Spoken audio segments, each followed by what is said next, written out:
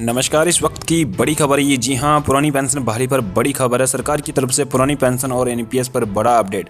क्या नहीं बढ़ेगी 67 लाख पेंशनरों की संख्या? जी हां, इस वक्त की बड़ी खबर आपको बता दें कि वित्त राज्य मंत्री पंकज चौधरी ने बताया ओपीएस बहाली के लिए सरकार के विचाराधीन ऐसा कोई प्रस्ताव नहीं है। साथ ही एनपीएस के तहत पेंशन निधि नियामक और विकास प्राधिकरण पीएफआरडीए के में कार्मियों का जमा पैसा राज्य सरकार को नहीं दिया जाएगा। मौजूदा समय में केंद्र सरकार के अंतर्गत 67,95,449 पेंशन भोगी है। जी हां, इस वक्त की बड़ी खबर है, तो बने रहिए आप इस वीडियो के लास्ट तक और जाने इस बड़ी खबर को सबसे पहले। इससे पहले अगर आपने अभी तक भी वीडियो पर लाइक नहीं किया तो लाइक कर दीजिए, क्योंकि आपके एक लाइक से हमें मोटिवेट मिलता है। चैनल को भी फ्री में सब्सक्राइब नहीं किया तो सब्सक्राइब कर लीजिए, ताकि आगे भी आपको केंद्रीय कर्मचारी, राज्य कर्मचारी और पेंशनर से जुड़ी हर लेटेस्ट से लेटेस्ट बड़ी खबर सबसे पहले आपको देखने को मिलती रहे। तो चलिए आगे बढ़ते हैं इस बड़ी खबर की ओर। देश में पुरानी पेंशन बहाली को लेकर केंद्र एवं राज्यों के सरकारी कर्मचारी आंदोलन कर रहे। इस मांग को लेकर दिल्ली और दूसरे प्रदेशों में कई रैलियां हो चुकी है। कर्मचारी संगठनों की एक ही मांग है, गारंटीकृत पुरानी पेंशन व्यवस्था को बहाली। केंद्र सरकार ने इस बाबत एक कमेटी का गठन किया, हालांकि उसमें ओपीएस का कहीं भी जिक्र नहीं है। कमेटी केवल एनपीएस में सुधार को लेकर रिपोर्ट देगी। यह मामला अब संसद में भी उठ रहा है। लोकसभा सदस्य नव कुमार सरनिया, दीपक बैज और कृपाल बालाजी तोमाने द्वारा पूछे गए सवाल के जवाब में वित्त राज्य मंत्री पंकज चौधरी ने बताया ओपीएस बहाली के लिए सरकार के विचाराधीन ऐसा कोई प्रस्ताव नहीं है। साथ ही एनपीएस के तहत पेंशन निधि नियामक और विकास प्राधिकरण पीएफआरडीए में कर्मियों का जमा पैसा राज्य सरकारों की नहीं दिया जा सकता है। मौजूदा समय में केंद्र सरकार के अंतर्गत 67,95,449 पेंशन भोगी है। जी आपको बता दें कि ओपीएस पर लोकसभा में पूछा गया सवाल।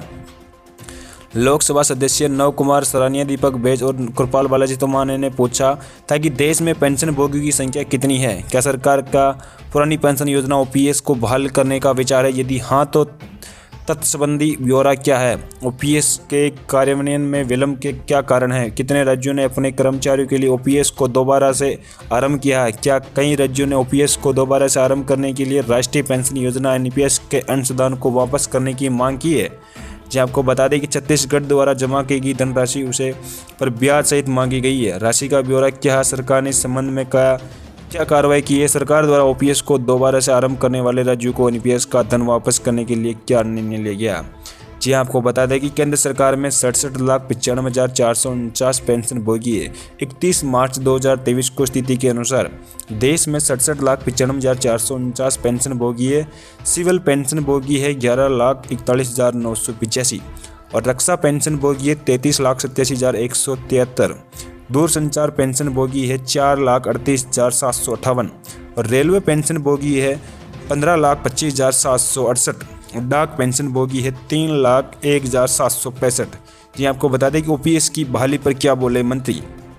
वित्त मंत्री ने राज्य मंत्री पंकज चौधरी ने बताया कि केंद्र सरकार के कर्मचारियों के संबंध में ओपीएस की बहाली के लिए सरकार के विचाराधीन ऐसा कोई प्रस्ताव नहीं है। सरकारी कर्मचारियों के संबंध में एनपीएस के अंतर्गत पेंशन के मुद्दों को देखने के लिए क्या अन्य बातों के साथ साथ मौजूदा रूपरेखा के अलावा में भी एनपीएस अवसंरचना जैसा कि सरकारी कर्मचारियों पर लागू होता है, उसमें कोई परिवर्तन आवश्यक हो, उसके लिए वित्त सचिव की अध्यक्षता के एक समिति गठित की गई है।